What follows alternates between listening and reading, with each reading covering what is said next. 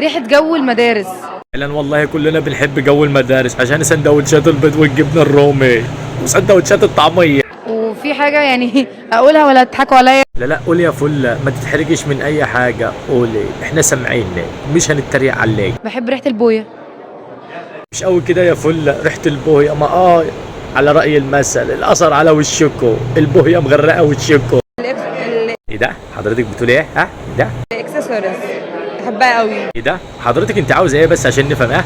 قول لنا بس اي ريحه انت بتحبيها. ريحة المانيكير. حول ولا قوه الا بالله، احنا رايحين فين؟ طيب مفيش حد ما بيحبهاش طبعا دي. انا لو اعرف والله لا اخبى على حضرتك ليه. قولي لنا انت بتحب ايه؟ وات؟ اوه ياه، سندوتشات بالشاورما. ريحة حاجة الأكل. بحب ريحة الأكل قوي. انا يا اختي ما احنا قلنا سندوتشات بالشاورما. تحب تاكل عجه كمان، اكيد بتحب العجه.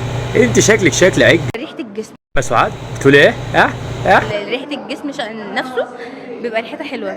بتتكلمي جد؟ يعني في الحر بيبقى ريحته حلوه، انت بتتكلمي جد ولا الإنسان اللي ريحة جسمه ما بتعجبنيش. أنا بنت أو ولد فلا جماعة أنا بفصل.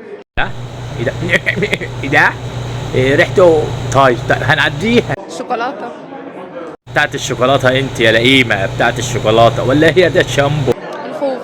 تصدق ده شامبو، البت دي جابت من الاخر، جابت الخوخ يا جدع، كان نفسي تجيب المانجا ده شامبو. حلوة دي تصدقي.